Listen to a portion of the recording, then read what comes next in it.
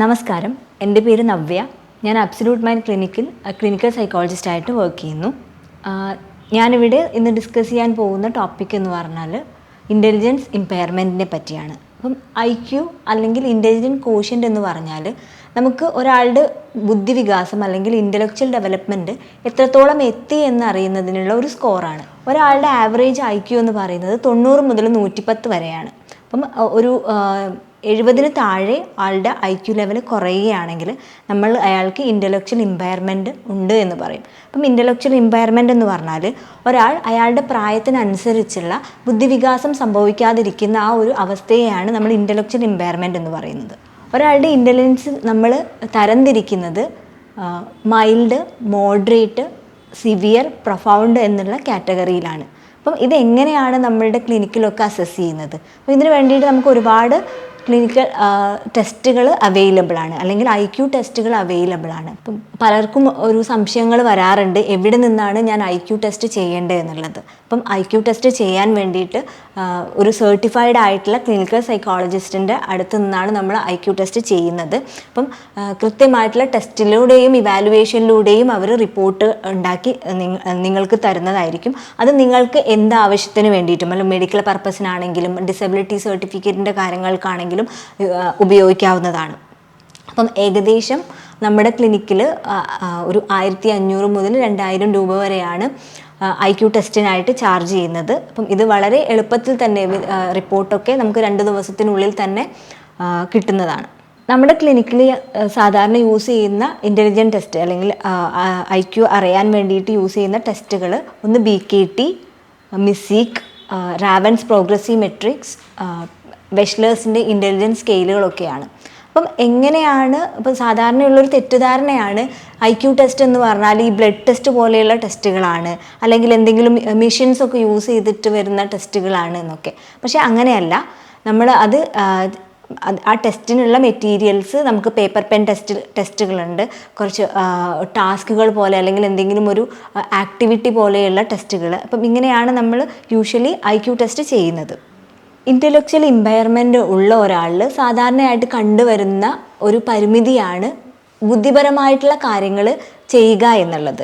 Okay, അതിൻ്റെ കൂടെ തന്നെ അവർക്ക് ഓരോ വളർച്ചാ കാലഘട്ടത്തിലും അവർ അഡാപ്റ്റ് ചെയ്യേണ്ട സ്കില്ലുകൾ, അതായത് അവരുടെ ഡെയിലി ലൈഫ് മുന്നോട്ട് കൊണ്ടുപോകാൻ സഹായിക്കുന്ന സ്കിൽ ഡെവലപ്മെൻറ്റ്, കമ്മ്യൂണിക്കേഷൻ സ്കില്ല്, മറ്റുള്ളവരുമായി ഇടപഴകാനുള്ള അവരുടെ കഴിവ്, പഠിക്കാനുള്ള കഴിവുകൾ, ഇതൊക്കെ വളരെ കുറവായിട്ടായിരിക്കും നമ്മൾ കാണുന്നത്. അപ്പം മാത്രമല്ല, ഇത്തരത്തിലുള്ള ആളുകൾക്ക് കൃത്യമായിട്ടുള്ള ഒരു ലോജിക്കൽ റീസണിങ്, അതായത് ബുദ്ധിപരമായിട്ട് ചിന്തിച്ച് ഏത് സിറ്റുവേഷനിലാണ് എന്താണ് ചെയ്യേണ്ടത് എന്നുള്ളൊരു കാര്യങ്ങളൊക്കെ ഡിസൈഡ് ചെയ്യാനും അത് ലോജിക്കലി ചിന്തിക്കാനൊക്കെ ബുദ്ധിമുട്ടുകൾ ഉണ്ടാവാറുണ്ട്. ഇതുപോലെയുള്ള മാനസിക ബുദ്ധിമുട്ടുകൾ നേരിടുന്ന ഒരാളാണോ നിങ്ങൾ എങ്കിൽ വർഷങ്ങളുടെ കൗൺസിലിംഗ് മേഖലയിലെ പരിചയവും കേരളത്തിൽ തന്നെ ഒന്നാമതായും നിൽക്കുന്ന സൈക്കോളജിസ്റ്റുകളുടെ സേവനം അബ്സല്യൂട്ട് മൈൻഡ് നിങ്ങൾക്ക് വേണ്ടി ഒരുക്കുന്നു.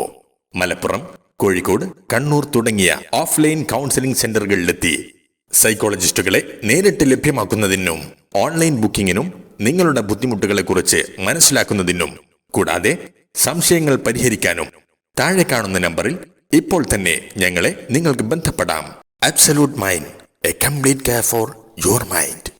ഈ അടുത്തായിട്ട് നമ്മുടെ ക്ലിനിക്കിൽ കുറച്ച് കേസുകൾ ഞാൻ കണ്ടിട്ടുണ്ട്. അപ്പം അതിൽ മെയിനായിട്ട് അവർ പറയാറുള്ളത്, അല്ലെങ്കിൽ ഇപ്പോൾ ഹസ്ബൻഡ് വൈഫാണ് വരുന്നത് എങ്കിൽ അവർ പറയാറുള്ളത് ഭാര്യയെ അല്ലെങ്കിൽ ഭർത്താവിനെ ഇൻ്റലക്ച്വൽ ഇത്തരത്തിൽ ഡെഫിസിറ്റ് ഉണ്ട് എന്ന് അവരോട് പറയാണ്ട് കല്യാണം കഴിപ്പിച്ചു എന്നൊക്കെയുള്ള കേസുകൾ വരാറുണ്ട്. അപ്പോൾ സാധാരണയുള്ള ഒരു തെറ്റിദ്ധാരണ എന്ന് പറഞ്ഞാൽ ഇത്തരത്തിലുള്ള ആളുകളെ കല്യാണം കഴിപ്പിച്ചയച്ചാൽ അല്ലെങ്കിൽ ഒരു ഉത്തരവാദിത്വം കൊടുത്തു കഴിഞ്ഞാൽ അവരുടെ ഈ ഒരു ബുദ്ധി വളർച്ച കൂടുമെന്നുള്ളതാണ്. പക്ഷേ ഇതൊരു തെറ്റിദ്ധാരണയാണ്. ഒരിക്കലും അങ്ങനെയൊന്നും ഇൻ്റലക്ച്വൽ ഡെവലപ്മെൻറ്റ് നടക്കില്ല. അപ്പം ഇത് കൂടുതൽ പ്രശ്നങ്ങൾ ഉണ്ടാക്കുകയേ ചെയ്യുള്ളൂ. അപ്പം അവിടെ ചെന്ന് കഴിഞ്ഞാൽ, അല്ലെങ്കിൽ ഒരു വീട്ടിലേക്ക് മാറിപ്പോവുകയാണെങ്കിൽ, അല്ലെങ്കിൽ ഇപ്പം ഭർത്താവാണെങ്കിലും ഭാര്യയാണെങ്കിലും അവർ ഒരുമിച്ച് ജീവിക്കാൻ തുടങ്ങുമ്പോഴായിരിക്കും പല പ്രശ്നങ്ങളും ഈ ഒരു ഇൻ്റലക്ച്വൽ ഇമ്പയർമെൻറ്റ് കൊണ്ട് വരുന്നത്. ഇപ്പം കാര്യങ്ങൾ പറഞ്ഞാൽ മനസ്സിലാവുന്നില്ല, പല കാര്യങ്ങളും ഒരു ലോജിക്കില്ലാതെ ചെയ്യുന്നുണ്ട്, എല്ലാ കാര്യങ്ങളും ചെയ്യുമ്പോൾ ഒരു സ്ലോനെസ് വരുന്നുണ്ട്, അല്ലെങ്കിൽ ഒക്കെ പതുക്കെ ചെയ്യുന്നുള്ളൂ, കാര്യങ്ങൾ മനസ്സിലാക്കി ചെയ്യാൻ പറ്റുന്നില്ല, എനിക്ക് നമ്മൾ പറയാറില്ലേ കണ്ടറിഞ്ഞൊന്നും ചെയ്യുന്നില്ല എന്നുള്ളതൊക്കെ. അപ്പം ഇങ്ങനെയുള്ള കുറേ പ്രശ്നങ്ങൾ നമ്മളുടെ ക്ലിനിക്കിൽ വരാറുണ്ട്. അപ്പം ഇത്തരത്തിലുള്ള ഒരു കല്യാണമോ അല്ലെങ്കിൽ ഒരു ഉത്തരവാദിത്വം കൊടുക്കലോ ഒന്നും ഇൻ്റലക്ച്വൽ ഡെവലപ്മെൻറ്റ് വർദ്ധിപ്പിക്കാൻ സഹായിക്കില്ല. അപ്പം ഇത് ഇങ്ങനെ കല്യാണം കഴിച്ച് അവർ പരസ്പരം ജീവിക്കുമ്പോഴാണ് ഇതിൻ്റെ ബുദ്ധിമുട്ടുകൾ മനസ്സിലാവുക. അപ്പോൾ വീണ്ടും അത് പ്രശ്നങ്ങളായി പിന്നെ കൗൺസിലിംഗ് അല്ലെങ്കിൽ തെറാപ്പി പോലെയുള്ള ട്രീറ്റ്മെൻറ്റുകൾ എടുക്കാൻ തുടങ്ങും. പിന്നെ പോകെ ചിലപ്പോൾ അങ്ങോട്ടും ഇങ്ങോട്ടും അവർക്ക് ഒത്തുപോകാൻ പറ്റാതെ വരുന്ന സമയങ്ങളിൽ ഡിവോഴ്സ് പോലെയുള്ള കാര്യങ്ങളിലേക്കും അവർ നീങ്ങാറുണ്ട്. എങ്ങനെയാണ് നമ്മൾ ഇൻ്റലക്ച്വൽ ഇമ്പയർഡ് ആയിട്ടുള്ള ആളുകൾക്ക് ട്രീറ്റ്മെൻറ്റ് കൊടുക്കുന്നത്? എല്ലാ കാറ്റഗറിയിലും വരുന്ന ആളുകൾക്ക് ഒരേപോലെ അല്ല നമ്മൾ ട്രീറ്റ്മെൻറ്റ് കൊടുക്കുക. ഓരോ കാറ്റഗറിക്ക് അനുസരിച്ചായിരിക്കും നമ്മൾ ആ ട്രീറ്റ്മെൻറ്റ് നിർണ്ണയിക്കുക. ഇപ്പം മൈൽഡ് ആയിട്ടുള്ള ആളുകളെ സംബന്ധിച്ചിടത്തോളം കുറച്ചുകൂടെ അവരെ ട്രെയിനബിൾ ആണ്. മൈൽഡ് മോഡറേറ്റ് ഒക്കെ പറയുന്ന കാറ്റഗറിയിൽ പെടുന്ന ആളുകൾക്ക് അവരെ ഒന്നുകൂടെ നമുക്ക് കമ്പാരിറ്റീവ്ലി സിവിയറിനേക്കാളും ട്രെയിനിങ് ചെയ്യാൻ പറ്റുന്ന ഒരു കാറ്റഗറിയാണ് മൈൽഡ് മോഡറേറ്റ് ഒക്കെ. അപ്പം യൂഷ്വലി നമ്മളുടെ ക്ലിനിക്കിൽ യൂസ് ചെയ്യുന്ന ടെക്നിക്കുകൾ ബിഹേവിയറൽ തെറാപ്പികളാണ്. ബിഹേവിയറൽ തെറാപ്പി എന്ന് വെച്ചാൽ ഒരാളുടെ ബിഹേവിയർ അല്ലെങ്കിൽ സ്വഭാവത്തിലുണ്ടാവുന്ന പ്രോബ്ലമാറ്റിക് ആയിട്ടുള്ള ബിഹേവിയർ, പ്രശ്നങ്ങൾ ഉണ്ടാവുന്ന ബിഹേവിയർ അല്ലെങ്കിൽ കുറവുള്ള ബിഹേവിയർ, ഇത് നമ്മൾ കൃത്യമായിട്ട് ഇവാലുവേറ്റ് ചെയ്തിട്ട് ഓരോ പ്രോബ്ലത്തിലെയും നമ്മൾ കൃത്യമായിട്ടുള്ള ട്രെയിനിങ് കൊടുക്കുകയാണ് ചെയ്യുന്നത്. Parent management training. അപ്പം തീർച്ചയായിട്ടും ഈ ഇൻ്റലക്ച്വൽ ഇമ്പയർഡ് ആയിട്ടുള്ള ആളുകളെ കൂടുതൽ ശ്രദ്ധിക്കേണ്ടത് അവരുടെ പാരൻസ് ആണ്, അല്ലെങ്കിൽ അവരുടെ കെയർ ഗിവേഴ്സാണ്. അപ്പം അവർക്ക് വേണ്ടിയിട്ടുള്ള ഒരു സെഷൻസും നമ്മൾ എടുക്കും. അതിനെ നമ്മൾ പാരൻറ് മാനേജ്മെൻറ്റ് ട്രെയിനിങ് എന്നാണ് പറയുന്നത്. അവരെ നമ്മൾ എങ്ങനെയൊക്കെ ട്രീറ്റ് ചെയ്യണം, അല്ലെങ്കിൽ അവരോട് നമ്മൾ അവരുടെ എന്തെല്ലാം കാര്യങ്ങളിൽ നമ്മൾ ഇൻവോൾവ് ചെയ്യണം എന്നുള്ളത് കൃത്യമായിട്ടുള്ള ഒരു ട്രെയിനിങ് അവർക്കും കൂടെ കൊടുക്കുന്നതായിരിക്കും. ഒരാളെ ഇൻ്റലക്ച്വലി സ്ട്രോങ് ആക്കാൻ അയാൾക്ക് സ്വന്തമായിട്ടുള്ള വരുമാനം, അയാളുടെ ചെറിയ ചെറിയ ജോലികളിലൊക്കെ അയാൾ തന്നെ സ്വന്തമായിട്ട് വരുമാനമുണ്ടാക്കി അവരുടെ ചെറിയ കാര്യങ്ങൾ അവർ തന്നെ നടത്തി പോകുന്ന ആക്കുവാൻ നമുക്ക് വൊക്കേഷണൽ ട്രെയിനിങ് പോലെയുള്ള തെറാപ്പികളും നമുക്ക് യൂസ് ചെയ്യാവുന്നതാണ്.